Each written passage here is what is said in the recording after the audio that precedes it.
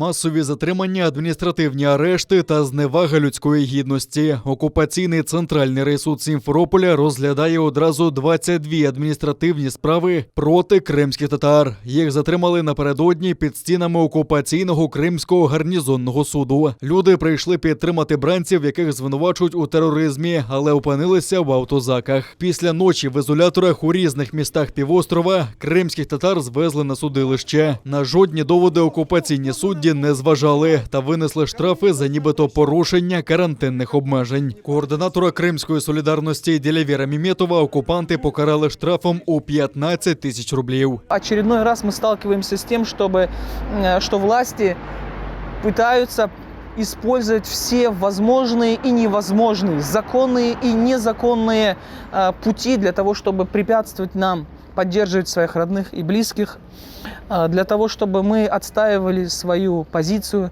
для того, чтобы мы защищали себя, для того, чтобы мы поддерживали себя, проявляли заботу в отношении друг друга. Естественно, это является сегодня для властей токсичным.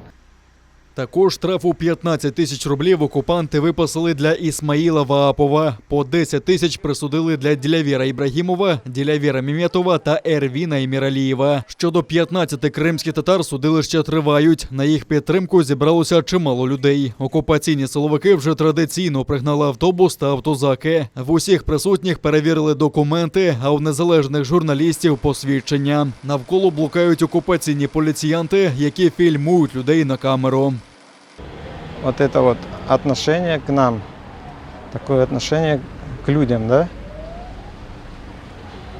Пусть каждый знает, что если нарушаются права одних людей, то придет время, и других людей права тоже будут нарушаться. Если люди будут молчать, ничего не говорить и не выражать свое мнение. Сейчас каждый день в Крым все больше и больше превращается в тюрьму ни в чем не винных, мирных людей, которые приходят неравнодушны, подходят к судам, поддерживать своих соотечественников и единоверцев. Возмущению нет предела, когда придет конец. Я призываю мировое сообщество обратить внимание на это, закончить этот беспредел. Невыносимо жить, невыносимо дышать, невыносимо ходить. Серед затриманих напередодні адвокат Едем Семідляєв. Його протокол окупаційний суд повернув силовикам через низку помилок. Він з колегою Назімом Шейхмамбетовим прийшов до окупаційного відділку поліції, щоб захищати затриманих. Адвоката не лише не пропустили, а змушували роздягтися догола, щоб, мовляв, перевірити наявність екстремістських татуювань. Семідляєв відмовився та отримав адміністративний протокол за непокору вимогам силовиків. Його склав горизвісний співробітник Центру по боротьбі з екстремізмом Руслан Шамбазов. Той самий, який катував кримського татарина Рената Параламова та інших політичних бранців та причетний до переслідування адвоката Еміля Курбідінова. Свавілля окупантів Едем Семідляєв встиг записати на диктофон телефона. Вот так. Запрещено вам запрещено использовать. Едем Сергеевич, Мой подзащитный. вам запрещено, я вам сделал замечание, запрещено пользоваться телефоном.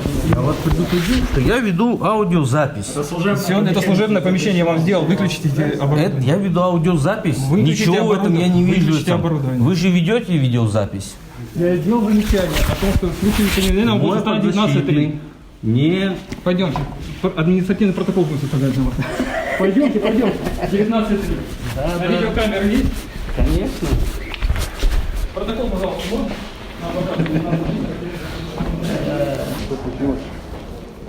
Не знаю, сотрудник ЦП здесь посчитал себя королем, видимо, этот. Человек производил фото-видеофиксацию на телефон. Фото, видеофиксацию я не производил, не обманываю. Для чего вы это делаете? Аудиозапись? Аудиозапись для того, чтобы это было доказательством того. Вы продолжаете это делать? Да. Да, продолжают это делать. Я не могу этого делать? Нет. Почему? Это режимный объект. Я предупредил, я не веду какой-то ОРМ. Я же не веду ОРМ, я не скрыто как-то. Вы продолжаете это делать? Да. Несмотря на замечания сотрудников полиции. Мне выключить его? Я вам... Безусловно, по нашему мнению, это необоснованно, незаконно. Это прямое воспрепятствование адвокатской деятельности. Мало того, что людей возле суда, которые пришли реализовать свое законное право на управление правосудия посредством участия в открытом судебном заседании, этих людей задержали, еще и адвокатов, которые прибыли для оказания помощи, также задержали.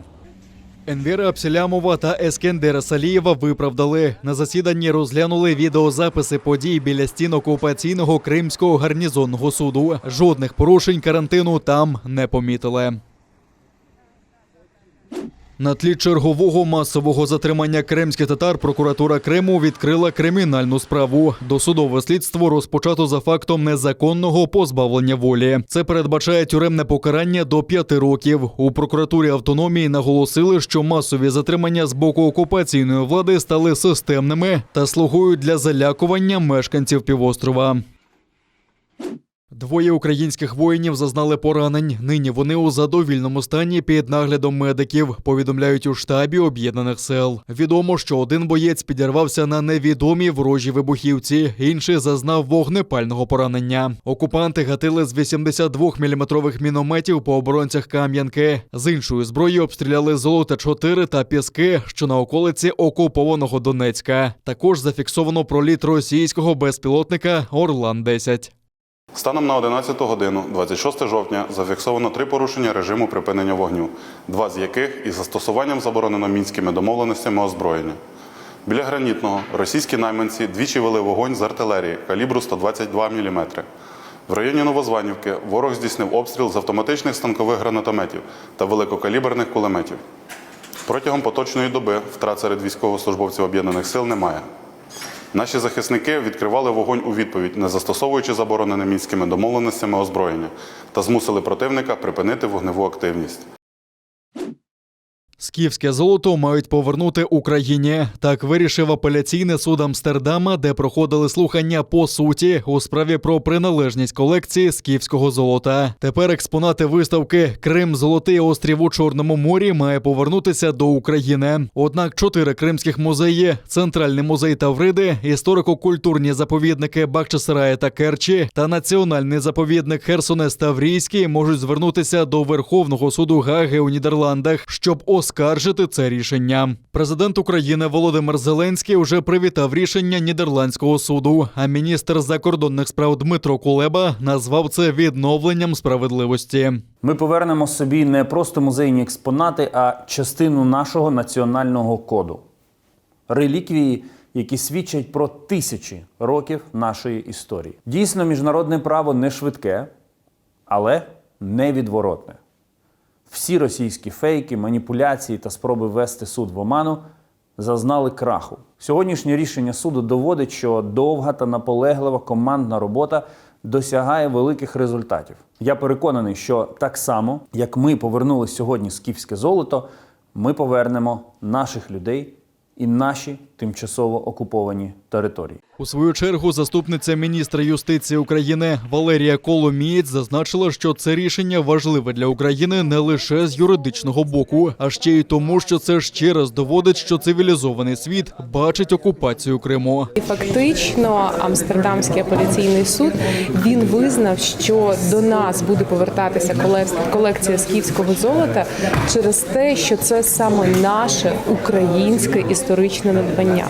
Вони фактично не застосовували якісь питання про право власності або хто, коли, по яких договорах взагалі відправляв цю колекцію для експозиції. А саме визнали те, що це якраз українська частина культури, і вона на сьогоднішній момент не може повернутися до Криму, оскільки він є тимчасово окупованим. Ми з нетерпінням чекатимемо на повернення цінностей в Україну. Ми маємо визначений музей, куди вони мають повернутися, як тимчасове рішення Національний музей історії України до того, як Крим буде деокуповано. І лише тоді, тільки після того, зможемо говорити про повернення цих цінностей до Криму. У справі йшлося про 565 предметів з Музейного фонду України, які вже 8-й рік перебувають у Нідерландах. Здебільшого це археологічні знахідки вартістю близько 10 мільйонів євро. Колекцію вивезли ще до окупації Криму. Наприкінці 2016 року окружний суд Амстердаму ухвалив, що колекцію, яка потрапила до місцевого музею до російської окупації, доведеться повернути Україні. Окупаційна влада через кримські музеї чинила цьому опір. Вирішальне засідання у цій справі відбулося ще у квітні, але рішення оголосили лише зараз. Понад 500 порушень кордону припиняють у Польщі щодня. Із серпня їх було вже 15 тисяч. Мігранти з Африки, Азії та Близького Сходу намагаються потрапити до Євросоюзу через білорусько-польський кордон. І їхній потік збільшується. Неподалік станції Сем'яновка затримали групу сомалійців. Вони кілька днів тинялися білоруськими лісами. Дехто втратив взуття, переходячи річку, у деяких вивихнуті ноги. Трьох із симптомами переохолодження та травмами відвезли на швидкій. Ще 4 забрали прикордонники. Невідомо, чи доправлять цих мігрантів до центру тримання під вартою, чи відправлять на територію сусідів. Кордон – це проблема. Я більше 7 разів переходив із Білорусі до Польщі та повертався назад.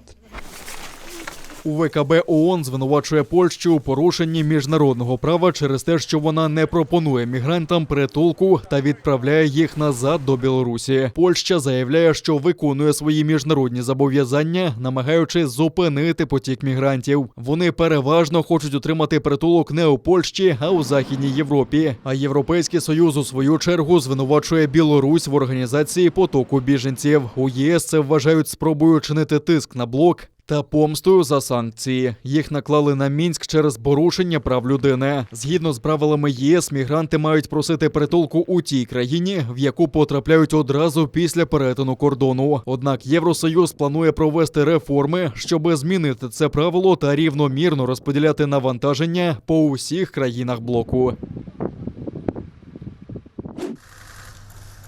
Послів 10 західних країн не висилатимуть з Туреччини. Президент Реджеп Таїп Ердоган передумав оголошувати їх персонами нон-грата. Це могло стати для країни найглибшим дипломатичним розривом із Заходом за усі 19 років перебування Ердогана на високих посадах. Гнів президента викликала спільна заява послів США, Канади, Данії, Франції, Німеччини, Нідерландів, Норвегії, Швеції, Фінляндії та Нової Зеландії. Дипломати закликали звільнити турецького активіста та правозахисника Османа Кавалу. З 2017 року він перебуває під арештом. Bizim niyetimiz asla kriz çıkarmak değil. Ми не мали наміру породити кризу. Ми захищали права, закон, честь та інтереси нашої країни.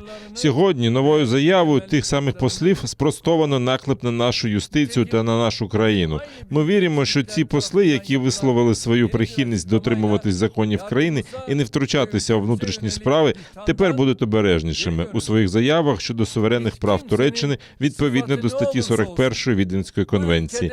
Я хотів би сказати тим, хто не поважає незалежність нашої країни і наш народ, не може жити в цій країні, незалежно від свого звання. У цьому процесі ми разом побачили, хто на боці нашої країни, а хто проти нас. У 2013 році Кавала брав активну участь у протестах проти забудови на території парку Гезі-Таксім у центрі Стамбула. Екологічні вимоги переросли у політичні. Крім того, почалися заворушення. Кавалу звинуватили у фінансуванні протестів. Минулого року суд його виправдав, але прокуратура одразу видала новий ордер на арешт. Тепер Кавалу підозрюють у причетності до спроби держперевороту у Туреччині у 2016 році.